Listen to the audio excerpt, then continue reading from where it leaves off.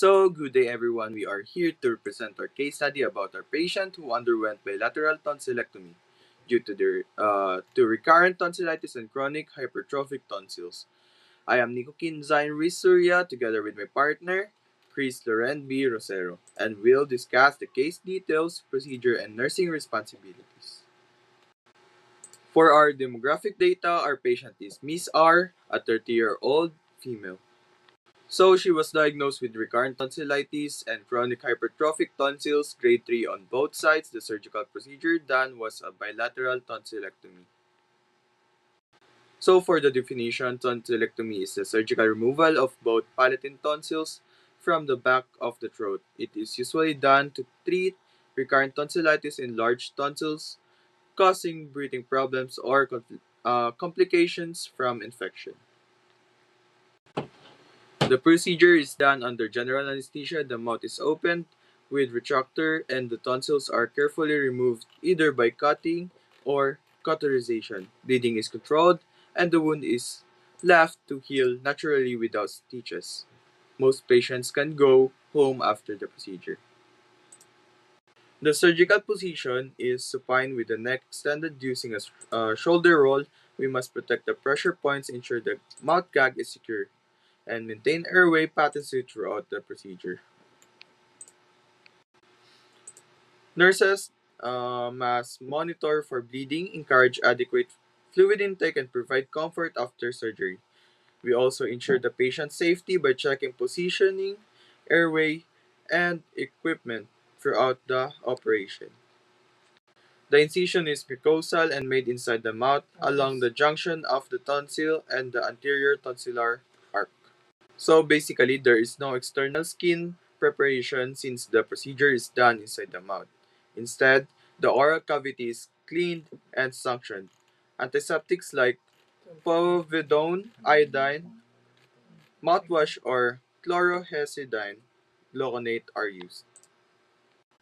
So for the type of anesthesia, the main agent used is propofol, which helps maintain unconsciousness during the operation. So, nursing responsibility for the patient who received general anesthesia.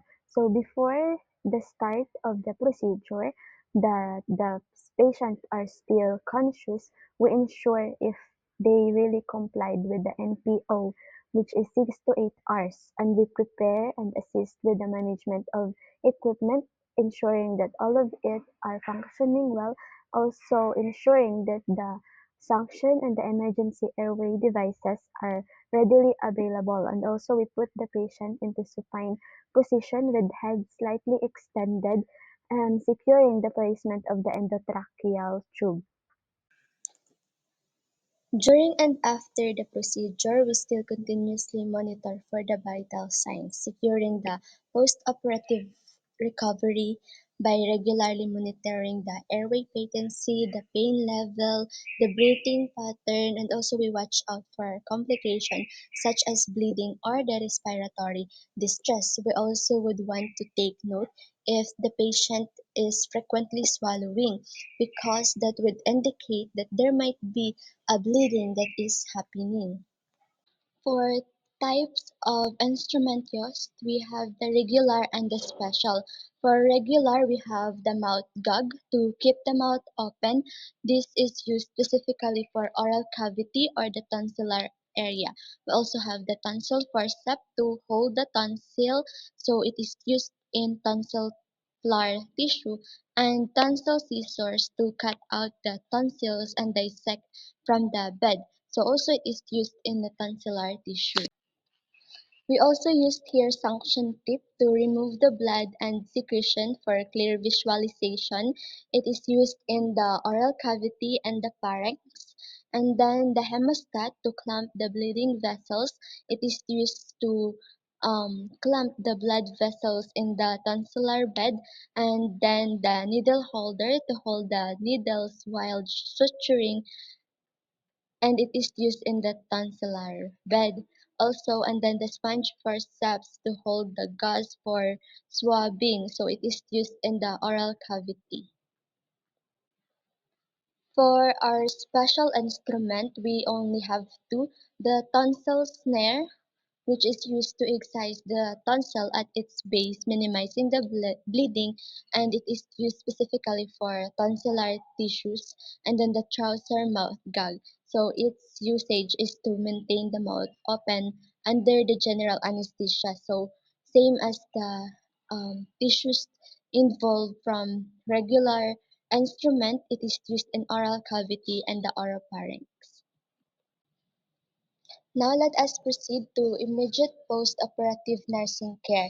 So our first problem is post-operative hemorrhage. So our post-op care here is to inspect the mouth and the surgical site for bleeding regularly, ensuring for early detection of hemorrhage as it reduces morbidity. And also we continuously monitor for the vital signs, especially the blood pressure and the pulse, for it's an indicatory for hypovolemia. And also we would like to provide a calm environment to reduce the agitation, because the lesser the stress, the less the risk of having a bleeding.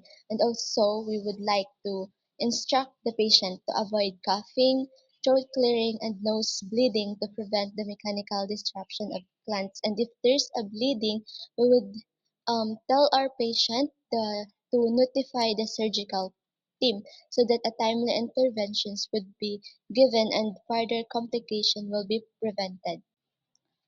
For our second problem, we have the risk of dehydration. So here we encourage the frequent oral intake, starting with the clear cold fluids, because hydration supports healing. And after encouraging increase in fluid intake, we monitor for the intake and output carefully, because um, our records will actually tell us if there is an early dehydration. We also observe for dry mucous membrane or decrease in urine, because decrease in urine and dry mucus is a clinical sign for dehydration. We also would like to assist our patient in fluid intake, because some of our patients may be reluctant because of pain. So we would like them to know the importance of hydration in post-operative care, because when the client, the family knows the importance of hydration, they will um, ensures, or they will do some extent of effort to be hydrated, so that will put at ease that our patient is continuing hydration at home. For our third problem, we have acute pain and discomfort. So in here, we regularly assess for pain using pain scale and analgesic if prescribed. So administering analgesic would be best before meals, and after it, we would want to provide oral care. And also, if it is allowed by the physician, we would like to apply cold compress for more comfort, and offering quiet surrounding and distraction for children. And we also would like to educate our patient as well as the family about the expected pain course, and how it is important that they communicate the pain level that the patient are feeling. And also in here, we provide comfort measures, not just to pharmacologically but also non-pharmacology, like enhancing comfort and minimizing reliance on medication. And also it is essential for our patient to reduce anxiety and encourage participation in care. Next is risk for airway obstruction, respiratory complications. So same here, we would like to assess for or monitor for the respiratory rate, the airway patency, the oxygen saturation, and also we would like to um, reposition our patient. If they are awake, we put them on an upright position, and if they are drowsy, we would like to put them at a side lying to maintain the airway patency. We also encourage gentle deep breathing if the patient can, and we observe for swelling or stridor and have emergency equipment available. And we Also avoid oversedation with medication that depress respiratory drive. So the airway swelling, the secretion, and the bleeding actually compromise the breathing after tonsillectomy. So that is why proper positioning, monitoring, and preparedness ensure the respiratory safety and rapid response if complication occur. For our last problem, we have the risk for constipation due to opioid use and immobility. In here, we encourage high fluid intake, and after the initial post-op period, our patient can gradually introduce a diet rich in fiber, and we should educate the family on the signs of constipations and importance of bowel monitoring. So, opioids and inactivity after surgery slows our GI motility. So that is why we have an increased risk for constipation. So early intervention here prevents discomfort, straining, and delayed recovery.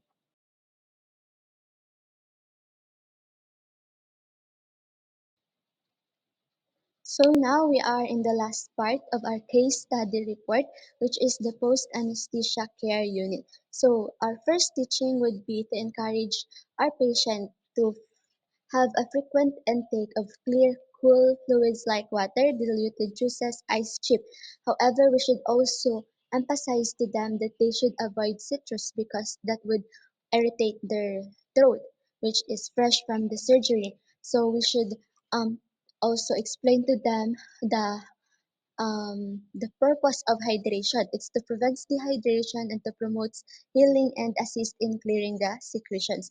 And also, we should ensure to tell our patient to start their diet from liquid, advancing to soft, and to ensure that their foods are non-irritating, not spicy or acidic, because it is also um, irritants to the throat. So soft diet actually prevents trauma to the surgical site and it reduces the bleeding risk. And also we should emphasize to them to avoid throat clearing, coughing, blowing of nose, or any strenuous activities so that we can prevent the dislodging surgical site clots which can cause hemorrhage. And then we would want our patient to gently brush their teeth so that they can protect their tonsillar fossa and that they can prevent infections. We should also emphasize that they should not gargle mouthwash unless it is prescribed. And then we would um, watch out for signs of persistent severe throat pain, fever, difficulty of breathing, so that we could provide timely interventions, reduce morbidity, and we can easily recognize if there's complications. We should also advocate to our client to attend scheduled follow-up appointments so that we can monitor the healing and address the complication early. Here are the reference for our content so you can check it out for confirmation, clarification, and for additional knowledge. So thank you very much. Thank you so much for listening in our short discussion. We hope that you have learned something from this discussion and may you have a good day.